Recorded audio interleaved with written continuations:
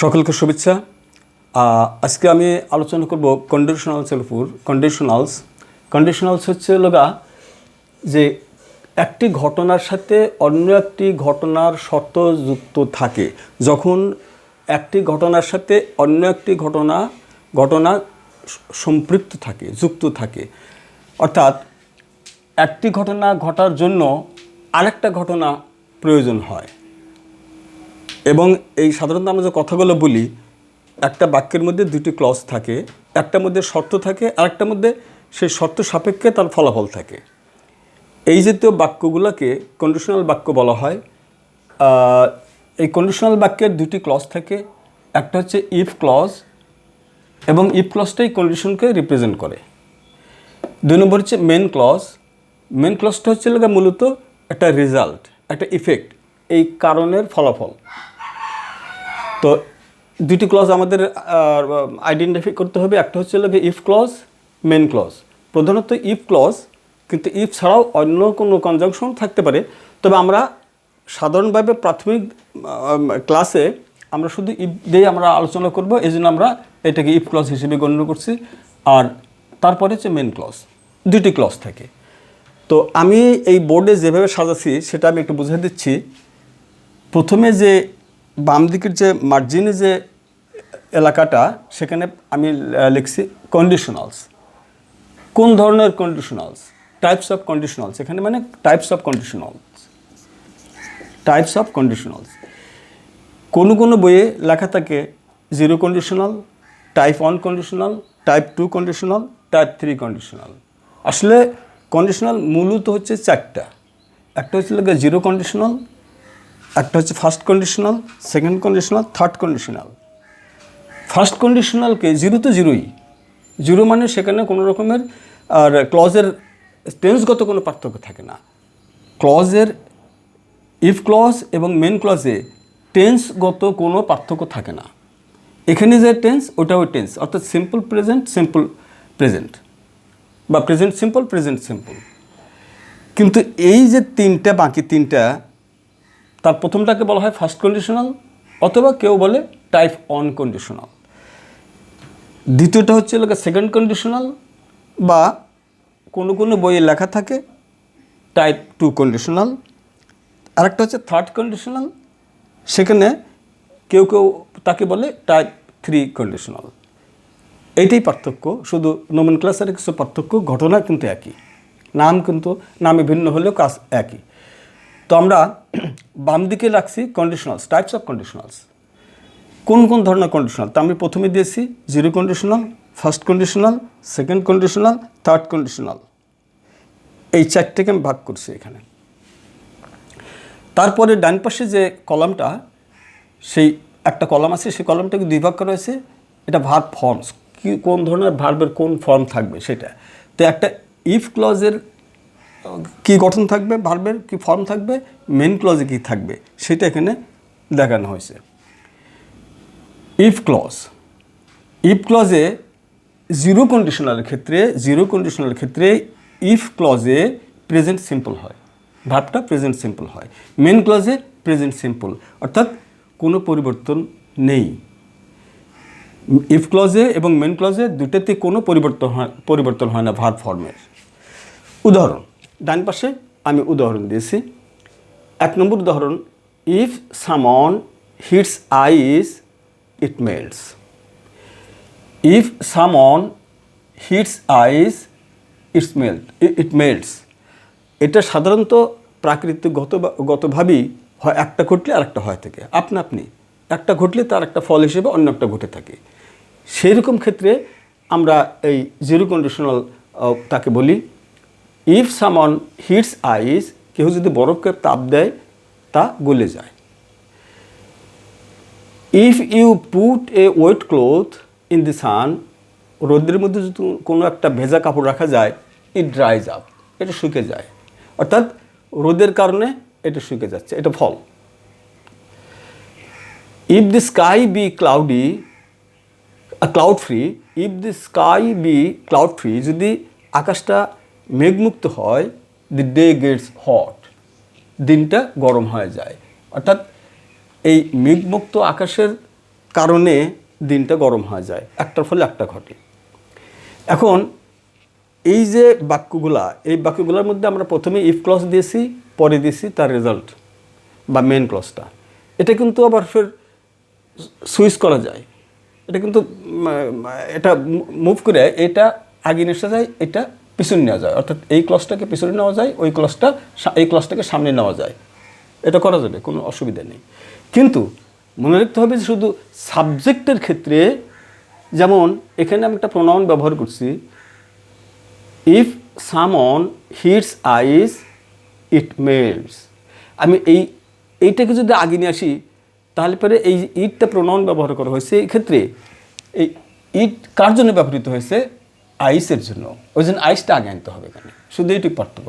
Ice melts if সামন hits ইট, অর্থাৎ if ক্লজকে শেষও দেওয়া যায়, ইফ ক্লজকে সামনেও রাখা যায়। আবার নিচের বাক্যটা, if the sky be cloud free the day gets hot. আমি এটাকে আবার ফের ঘুরে নিতে পারি, the day gets hot if the sky be cloud free. শুধুমাত্র এখানে প্রোনাউন ব্যবহার করার জন্য এইখানে ওই ইটটা আগে না এসে আমরা এই সাবজেক্টটাকে এখানে নিয়ে এসেছি, এই পার্থক্য। তাছাড়া করা যাবে, স্থানচ্যুত করে সামনে পিছনে বা পিছনেটা সামনে এরকম মানা যাবে। দ্বিতীয় নম্বর হচ্ছে ফার্স্ট কন্ডিশনাল অথবা টাইপ অন কন্ডিশনাল। এটার ক্ষেত্রে ইফ ক্লজে প্রেজেন্ট সিম্পল থাকে, কিন্তু মেন ক্লজে ফিউচার হয়ে যায়। অর্থাৎ এটাতে যেমন কোনো পরিবর্তন নেই টেন্সের, সিম্পল সিম্পল, কিন্তু এইখানে আবার একটু ব্যতিক্রম আসলো যে প্রথমটা সিম্পল, ঠিক জিরো কন্ডিশনের মতো প্রথমটা সিম্পল থাকবে, ইফ ক্লজে সিম্পল থাকবে, কিন্তু মেন ক্লজ যা ফিউচার হয়ে যাবে, সিম্পল ফিউচার হবে।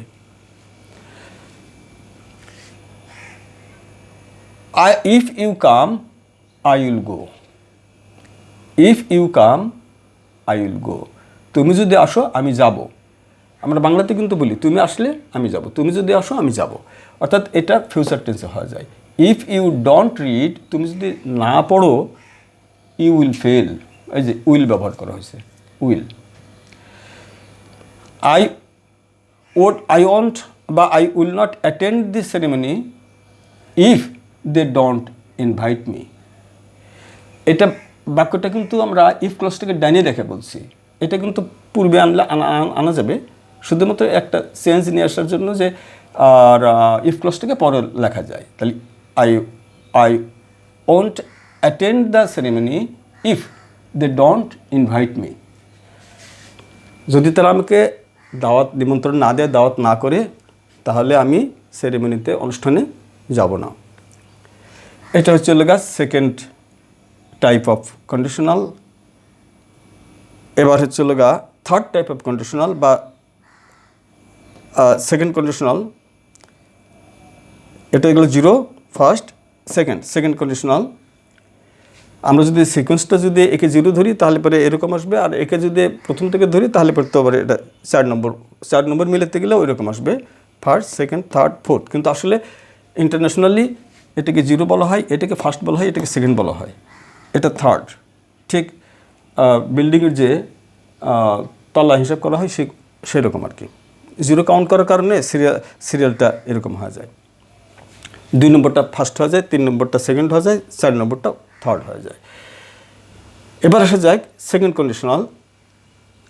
পাস্ট সিম্পল, ইফ ক্লজে পাস্ট সিম্পল, মেন ক্লজে উড অথবা কুড অথবা মাইট প্লাস ইনফিনিটিভ।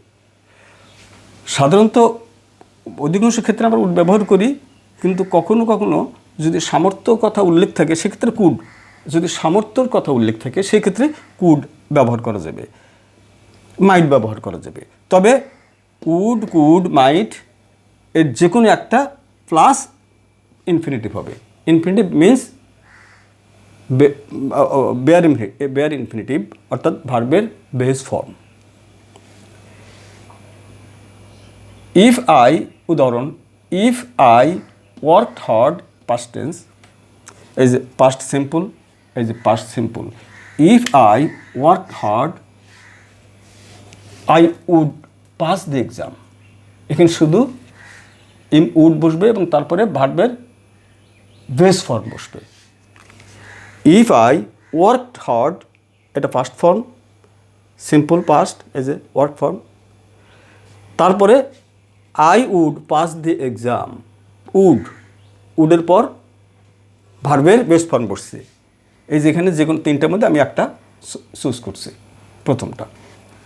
দ্বিতীয় একটি উদাহরণ, if I were an astronaut I would fly to the Mars.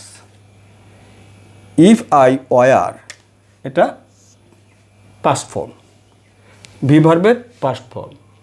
তবে আয়ের পর ওয়াজ হওয়ার কথা, কিন্তু এটা যেহেতু মুডটা হচ্ছে সাবজাংটিভ মুডের কারণে সাধারণত ওয়ার হয়। তবে বর্তমান যুগে আমেরিকানরা কিন্তু ওয়াজ ব্যবহার করতে অভ্যস্ত। যা হোক, আমরা মূল যে গ্রামাটিক্যাল যে এখন পর্যন্ত যে ট্রেন্ডটা, সেটা হচ্ছে সাবজাংটিভ মুডে অর সকল পার্সনেই ওয়ার ব্যবহার করা। সাবজাংটিভ মুডের ক্ষেত্রে যেহেতু এটা একটা ইফ ক্লজটা একটা সাবজাংটিভ মুড, সুতরাং এখানে আই ওয়াজ না হয় আই ওয়ার, তার মানে বি ভার্বের past form. If I were an astronaut I would fly to the Mars. আমি তাহলে যদি আমি একটা অ্যাস্ট্রোনট হতাম, তাহলে পরে আমি মঙ্গল গ্রহণে চলে যেতাম, উড়ে যেতাম। এখন এই বাক্যটাকে, নিচের যে একটা উদাহরণ, সেই উদাহরণটাকে আমি একটু ফ্লিপ করছি, একটু দুটা ক্লজকে আমি সুইচ করছি, অর্থাৎ ইফ ক্লজটাকে আমি পরে নিয়ে দিছি। I would travel across the country, I would travel across the country if I had a Toyota car. If I had a Toyota car, আমার যদি একটা নিজস্ব টয়োটা কার থাকতো, তাহলে আমি সারা দেশব্যাপী দেশের এ প্রান্ত থেকে প্রান্ত ভ্রমণ করতাম। তার মানে এটাকে আমরা প্রথমে যদি নিয়ে আসতাম, if I had a Toyota car, এই যে এটা কিন্তু ভার্বের পাস্ট ফর্ম, হ্যাডটা কিন্তু এটা পারফেক্টের হ্যাড নয়, এটা হচ্ছে পারফেক্টের হ্যাড নয়, কিন্তু এটা একটা মূল একটা মূল ভার্ব হ্যাভ মানে থাকা, সেই অর্থে। যদি আমার একটা গাড়ি থাকতো, পাস্ট ফর্ম ভার্বের, I would travel across the country, আমি দেশের এক প্রান্ত থেকে অন্য প্রান্ত ভ্রমণ করতাম। তো এই ক্লজটাকে আমরা পরে থাকার কথা, সেটাকে আমরা আগে নিয়ে এসেছি, আর ইফ ক্লজটাকে পরে নিয়ে দিছি। এরকম করে আমি একটা উদাহরণ দিচ্ছি যে এরকম করে করা যায়। নেক্সট হচ্ছিল থার্ড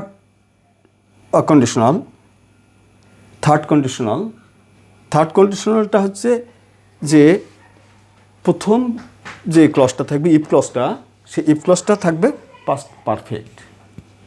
প্রথম যে ক্লজটা ইফ ক্লজটা সাধারণত আমরা প্রথমে রাখি, ইফ ক্লজটা সর্বদা পাস্ট পারফেক্ট হবে, আর যে রেজাল্ট ক্লজ বা মেন ক্লজ সেটার সাথে থাকবে, সেটাতে ভার্বের ফর্ম হবে would oblique could oblique might plus have plus ভার্বের থার্ড ফর্ম, অর্থাৎ ভার্বের past participle form. Would, either would or could or might, এই যে কোনো একটা, would or could or might যে কোনো একটা, প্লাস তার সাথে হ্যাভ থাকবে, perfective had. This have is a perfective had, এটা পারফেক্টের ব্যবহারের জন্য, যেহেতু তারপরে থার্ড ফর্ম বসছে ভার্বের পাস্ট পার্টিসিপল, কাজে এটা পারফেক্ট গঠন করার জন্য এই হ্যাভটা। আর এখানকার হ্যাভটা ছিল মেন ভার্ব, ওটা একটা মেন ভার্ব। তো এখানে কিন্তু তা না, এটা পারফেক্টিভ ভার্ব, পারফেক্টের ভার্ব, এটা পারফেক্টিভ ভার্ব। উদাহরণ, ইফ আই হ্যাড স্টাডিড, এই যে perfect tense, if I had studied, had ভার্বের পাস্ট পার্টিসিপল, এই যে পাস্ট পারফেক্ট, এটা past perfect. Attentively I would have passed the exam, আমি অতটুকু লিখে নেওয়ার জায়গা কম, পাস দ্য এক্সাম, আমি পরীক্ষাতে পাস করতাম। তাহলে দেখা যাচ্ছে যে এই যে মেন ক্লজ, সেখানে সাবজেক্টের পর উড বসছে, আমি যে কোনো তিনটার মধ্যে একটা নিয়েছি, উড কুড মাইট, তিনটার মধ্যে একটা নিয়েছি, উড নিয়েছি, তারপরে হ্যাভ বসছে, এই যে হ্যাভ বসছে এবং তারপর ভার্বের থার্ড ফর্ম, দ্যাট ইজ ভার্বের first participle, would have passed, would বসছে, ভার্বের হ্যাভ বসছে এবং ভার্বের পাস্ট পার্টিসিপল বসছে, এই গঠনটা। একটা উদাহরণ, if Masud had applied for the job he would have got it. If Masud had applied for the job he would have got it. এখানে সাবজেক্ট হচ্ছে মাসুদ, হ্যাড হচ্ছে পারফেক্ট পাস্ট পারফেক্টের হ্যাড এবং অ্যাপ্লাইড হচ্ছে পাস্ট পার্টিসিপল, এটা পাস্ট পারফেক্ট টেন্স।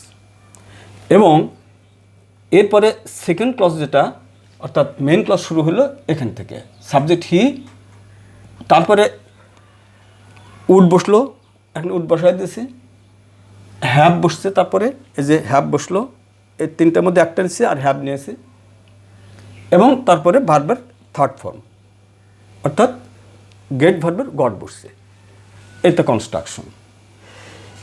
এবার আমরা যেটাকে রিভার্স করি, ফ্লিপ করি, উল্টা লিখি, আমরা ইফ ক্লজটাকে পরে দিই, মেন ক্লজটাকে আমরা প্রথমে নিছি।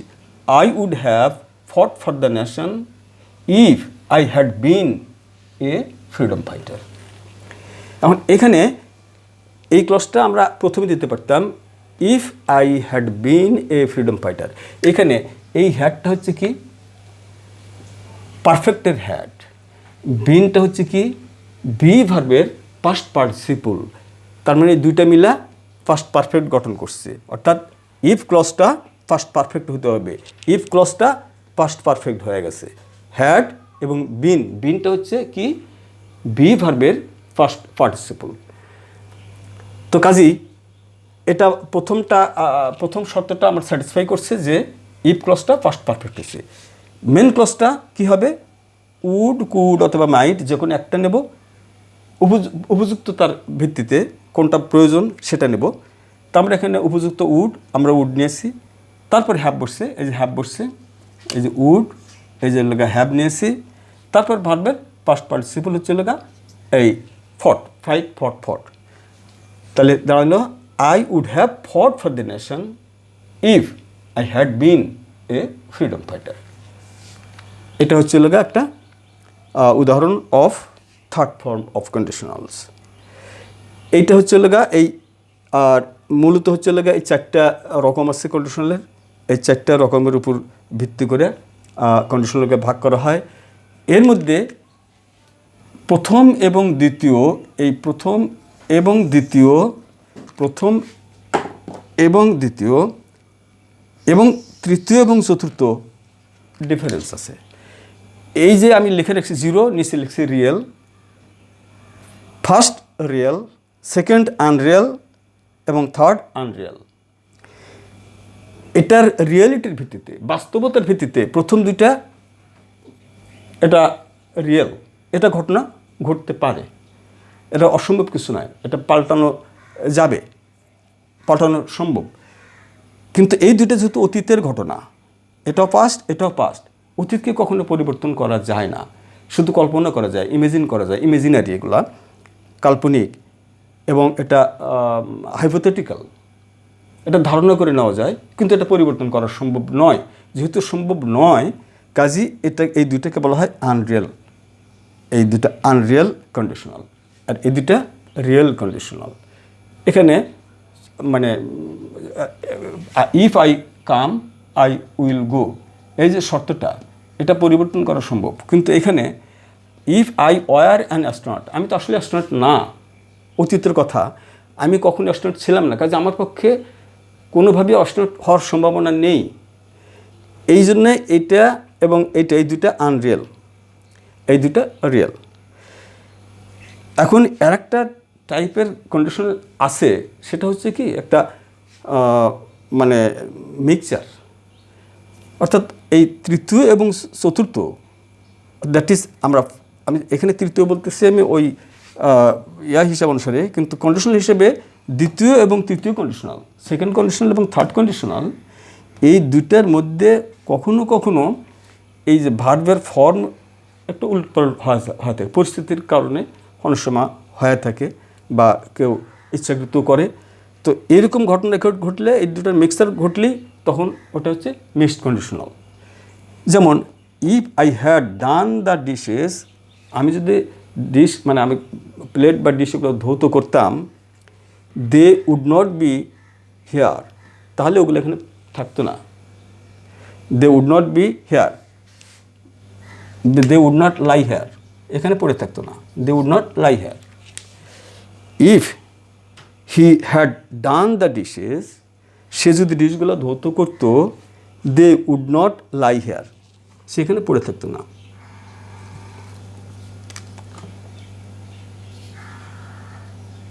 আচ্ছা, উড নট বি, এটা দিদি আমার would not be here, they would not be here, এখানে সে থাকতো না ওগুলা। তো এইটা বাক্যটাকে আমরা এখানে, আর they would have not been here, হওয়ার কথা ছিল they would have not been here. যেহেতু আমরা এখন এ দিছি, কাজী লাইলে এগুলো বলার দরকার নেই, এখানে বি দিয়ে দিলাম। They would have not been here, অর্থাৎ এই বাক্যটাকে আমরা এই কন্ডিশনের মোতাবেক, এই কন্ডিশনের মোতাবেক আসার কথা ছিল থার্ড কন্ডিশনালে, কিন্তু সেটাকে আমরা সেকেন্ড কন্ডিশনালে নিয়ে গেছি। অর্থাৎ এটা কিন্তু পারফেক্ট হয়ে গেছে, এটা কিন্তু পারফেক্ট, আমরা সেই মোতাবেক থার্ড কন্ডিশনালে না সাজা এটা সেকেন্ড কন্ডিশনালের মোতাবেক সাজানো হয়েছে। তো এই যে মিক্সারটা কখনো কখনো করা হয়, সেই করার কারণে সাধারণত এটা মিক্সড বলা হয়। এরকম মিক্স কিন্তু এই যে এই সমস্ত জায়গাতেও করা যায়, ফার্স্ট কন্ডিশনাল এবং জিরো কন্ডিশনাল, এখানে কিন্তু এরকম মিক্স হতে পারে, এরকম মিক্সার আসতে পারে কখনো কখনো। যেমন এই সমস্ত জায়গাতে জিরো কন্ডিশনালে এখানে if the sky be cloud free, then we can assume it will rain, then we can assume that it will rain. তো এই যে উইল আমরা ওখানে আনতে পারি, অর্থাৎ মিক্সড কন্ডিশনাল এখানে হতে পারে, এখানে হতে পারে। মূলত প্রধানত এই দুইটা কন্ডিশনাল, অর্থাৎ লাস্টে যে দুইটা, এর মধ্যে সাধারণত আর মিক্সড হয়ে থাকে। এই ভার্বের ফর্মের কিছু পরিবর্তন ঘটে, অর্থাৎ যেখানে যেটা হওয়ার কথা সেখানে না এসে পূর্বেরটার নিয়ে আসা, এটা কোনো সময় করানো হয় আর কি। তো এটা হচ্ছে মিক্সড কন্ডিশনাল। আসলে মূল কন্ডিশনাল হচ্ছে লাগা এই চারটা, এবং এই কন্ডিশনালগুলা মূলত zero, first conditional, second conditional, third conditional. প্রথম দুইটা রিয়েল, পরের দুইটা আনরিয়েল। এই দুইটা হচ্ছে লাগা ইমেজিনারি, কাল্পনিক, এবং যাকে আমরা বলতে পারি হাইপোথেটিক্যাল, অর্থাৎ কল্পনা করে নেওয়া যায় কিন্তু বাস্তবে ফিরে যাওয়া সম্ভব নয়, অবাস্তব। এটা বাস্তব, এই দুটা অবাস্তব। তো এইগুলো হচ্ছে কন্ডিশনাল। তো এই কন্ডিশনালগুলা এগুলা শুধু মনে রাখতে হবে যে প্রথমটাতে জিরোতে simple, past present simple. First conditional যেটা, সেটা হচ্ছে present simple future.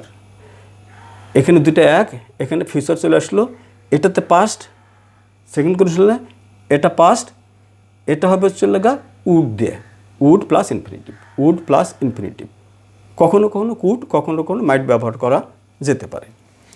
Third condition হচ্ছে পাস্ট পারফেক্ট, উড, কুড, মাইট, যে কোনো একটা, তারপর অবশ্যই হ্যাভ বসাতে হবে, ভার্বের থার্ড ফর্ম বসবে। এটা হচ্ছে মেন ক্লজের গঠন। তো এইভাবে আমরা ওই কন্ডিশনালকে আমরা করতে পারি, গঠন করতে পারি। কন্ডিশনালগুলোকে আমরা আইডেন্টিফাই করতে পারি, কোনটা ফার্স্ট কন্ডিশনাল, কোনটা সেকেন্ড কন্ডিশনাল, কোনটা থার্ড কন্ডিশনাল, কোনটা জিরো কন্ডিশনাল, এটা আমরা আইডেন্টিফাই করতে পারি। এই যে এখানে যে পয়েন্টসগুলো দেওয়া আছে, এই পয়েন্টসের ভিত্তিতে। আর বাক্যগুলোর গঠনও অবশ্যই এই সিকোয়েন্সগুলো, এটার সাথে এটা যে সিকোয়েন্স, এই সিকোয়েন্সটা মেনটেন করে চলতে হবে। এটাই এই পর্যন্ত আজকের আলোচনা। সবাইকে শুভেচ্ছা, আবার ধন্যবাদ।